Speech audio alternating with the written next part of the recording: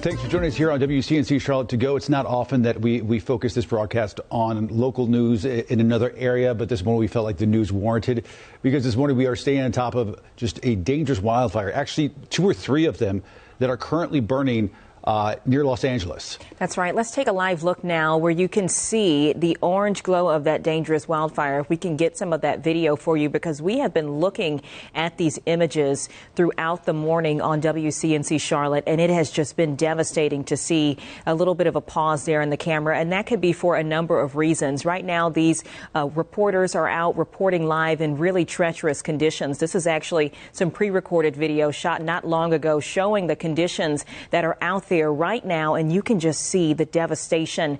And when we talk about this, it seems like it's far away, right? Well, that's LA. Why are y'all talking about LA? There are people right here in Charlotte, even from our own office, who have been telling us that they have family members that are out there that have had to evacuate. I mean, it's hard to imagine that that could be someone's home.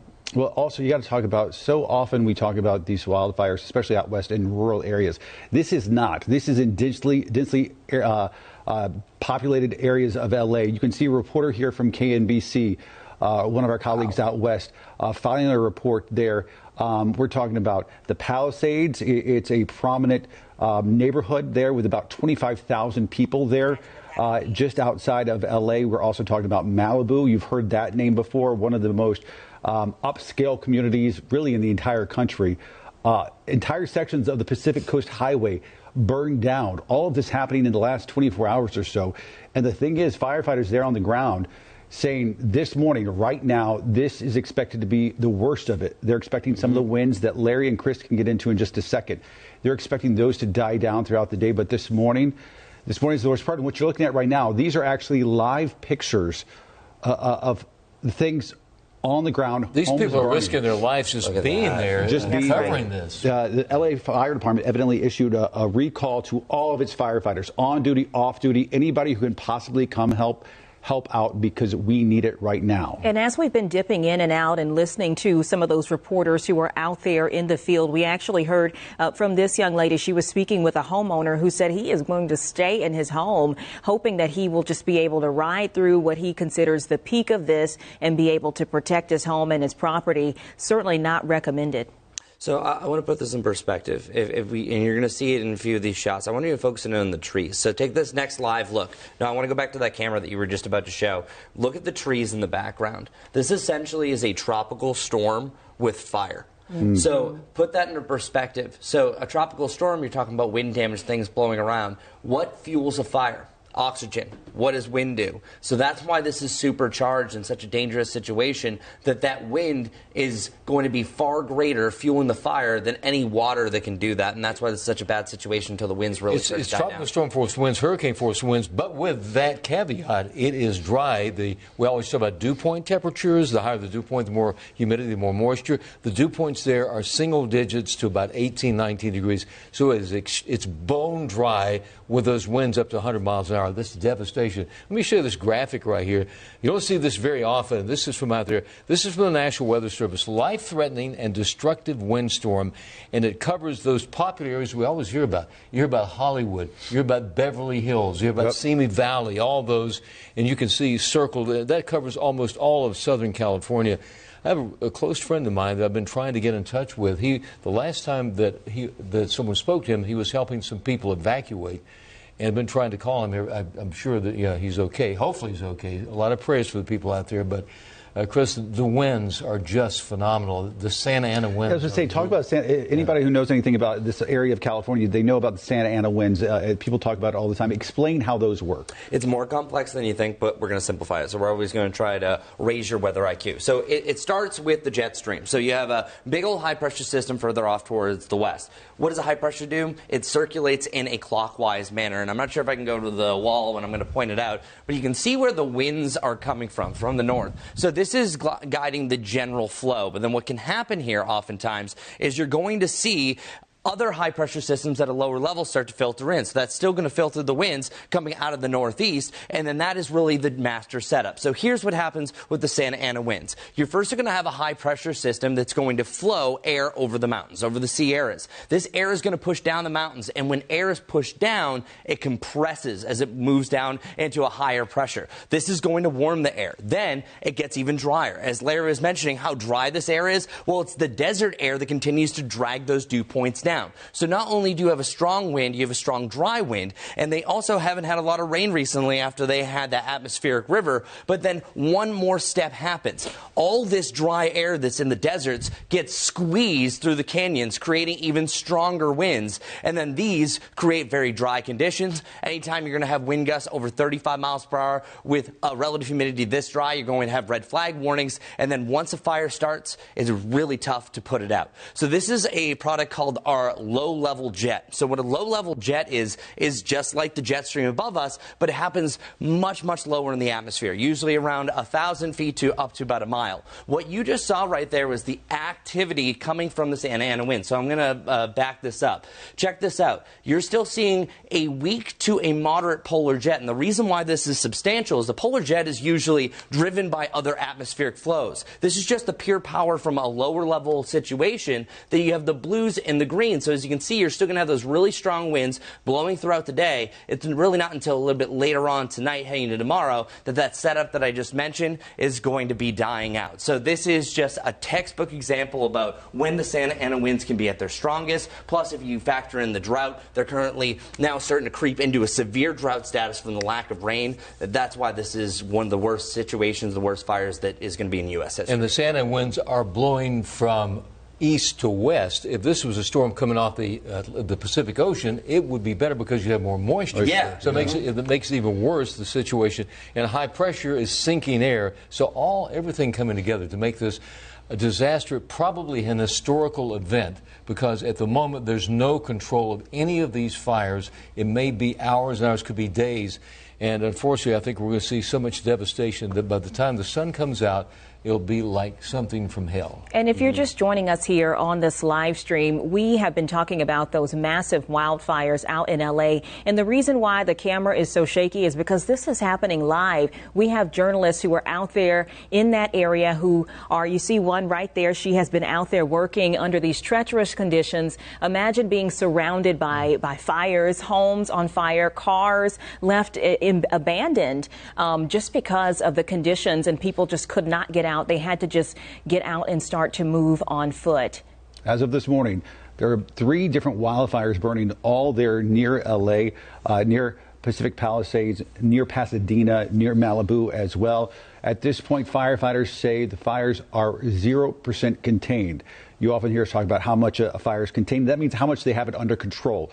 And as of this morning, 7:30 Eastern time, it's 0% controlled at this point. Do we have audio from those? Yeah, let's see if we can check in with her. Yeah. In this case, this home has really burned to its foundation. I talked with a firefighter from CAL FIRE who was actually deployed down from NorCal. We know the governor's office has sent more resources from NorCal to SoCal to help with our fires. And he tells me he counted with his own eyes dozens of homes burned.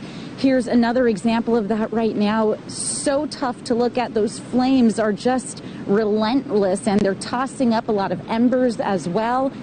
Back to that firefighter I talked with, he said he saw dozens of homes burned. I said, how many dozens? He told me he believes it could be hundreds of homes lost in the Palisades fire. And take a look at this. It is raining embers right now. We know these embers have the potential of getting tossed up to 3 miles in conditions like this. Oftentimes, we know that an ember has the capability of flying about a mile down in normal fires, but this is not a normal fire. Take a look at this. The conditions are intense. I talked with our Robert Kovacic, who is here all night long, just for hours and hours, and he told me that, like our weather team had predicted, had forecasted, the winds really picked up overnight, a little bit closer to midnight. We arrived here around 3 a.m. and yep, the winds have just been so tough here. I talked with firefighters. They said that conditions have been really, really tough. Obviously, just when you think about containment, you think, how overwhelming? Is there even containment in sight? No, not right now. And another firefighter I talked with told me nearly 3,000 acres have burned. We know that that number is going to grow, and it looks like it's growing quickly. Here's another image of a home burning. That home was not burning as intensely when we first got here. You can see flames just coming out of those windows right now, and we're seeing more and more resources pour in.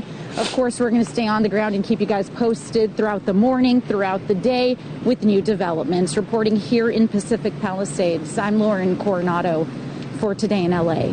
You've been listening to one of our colleagues out at KNBC in LA describing the situation she sees there near Pacific Palisades. As you heard, 0% contained. Just there in that neighborhood, likely hundreds of homes burned. And we're getting some folks chiming in here on our live stream. Please do continue to comment. Joy saying this is so scary and sad. Another person saying please pray. Michelle saying how did the fire get started? If you're just joining us again, this fire started by a combination of dry conditions and powerful winds, which are pretty common, those powerful winds for that area of LA. If one of you all want to chime in on that. Yeah, and Larry and I have been talking about it. It's the Santa Ana winds, and they're at its peak. It's the perfect setup. Now, the good news is we're looking at the future cast I showed you of the low-level jet. They are going to die out by tomorrow morning. They're going to be significantly lighter. But all this video that you're seeing, you can see the trees and the plants shaking off in the distance. And they mentioned it was raining embers. Wow. It just takes an ember to start a fire. And this is a brand-new shot that we're seeing here live.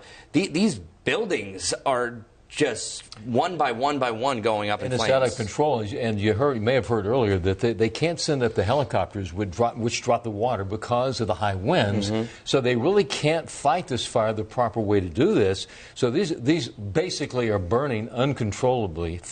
Hundreds and hundreds, thousands of acres in big populated areas. I mentioned you. Yeah, that's the thing. Malibu, Beverly Hills. These are really. I mean, to put it in Charlotte terms, think about some of our more densely populated neighborhoods. You know, whether that would be Dilworth or South End. I mean, you've got homes, and you can see in some of this that are right up next to each other. Mm-hmm. So these are not wildfires that are out in some rural area of California. This is near down. They can actually see the flames from downtown LA, where the skyscrapers are. They're watching the flames get close to them. That's how close it is. And as we take a moment here, I want you guys to really be in the moment here, because from a distance, right, we're in the Charlotte area. If you're watching with us from the Charlotte area, it may just seem like, okay, I'm just looking at a fire. This is someone's home. This is someone's memories. This is someone's furniture, someone's livelihood. A little bit earlier, we actually heard from a man who said he's not leaving. He said he's trying to brave the storm. That was a couple of hours ago. Hopefully he has evacuated because conditions are continuing to worsen. But folks not wanting to leave their property, not wanting to leave behind their memories, and many folks will come home and have nothing left. And you're right. You call it a storm. It's a firestorm. That's exactly what it is. You know, we had Helene here, which was wind and water. This is all heat and fire, out of control. And you know, they're using every resource they can, and they're not stopping it. And you had mentioned that it's 0% contained. It's pointless to put water on this fire at this point. With the winds blowing like that, with the dry conditions, they said that this is essentially like a dry blowtorch that is just pushing into the area. And every ember that could be blown hundreds of feet away could start a new fire. So it's just building on itself. And you know, you're right about that. There's a limited supply of water. And there's a lot of concern about that, because a limited supply of water, how can they fight this later on? And they're using all their resources. They're trying to save as much as they can, but it's just so out of control. And, you know, you feel for the people, but then they're the animals, too. Sure. Yeah. I saw them leading some horses away just a couple of hours ago from the fire. Yeah, some of the video you've looked at in the last few moments has been from the Pacific Coast Highway, a popular highway that runs along the west coast there that goes through Malibu and some of the other areas. Home of just landmark locations, both businesses, homes as well, that a lot of people in the region are well aware of. Now back to live pictures there as you see first responders arriving on scene. As of this morning, we know at least 50,000 people approximately have now been evacuated. And as we go forward in the days and weeks to come, a lot of questions about if enough was done to prevent things like this, to address things like this, to make sure water was available, to make sure brush was cleared out, that sort of thing. You already see a lot of questions about that as we move forward and people start to grapple with what's happening in their own neighborhood. And as we talk about people grappling, we're actually hearing from some folks on X commenting on this. This actually posted to NBC News. They have a live feed if you want to get constant updates. One person, his name is James, he says, all the smoke detectors are going off in our house and transmitting to our iPhones. I couldn't believe our lovely little home in the hills held on this long. It feels like losing a loved one. Wow. Think about how personally you take your own home. Yeah. You know, so all the memories, everything, all the memories that come along with it. Right there, it's just one after another. I have to say, these are brave people that are covering this. The firefighters and then the team from the NBC affiliate, KNBC, out there in Los Angeles. And folks, we're going to continue to keep our eye on this, and we'll have the very latest both on NBCnews.com as well as WCNC.com. Again, we know this was a departure from what we typically cover here on WCNC Charlottesville, but we do think it's important to keep an eye on our neighbors out west. We'll see you back here tomorrow.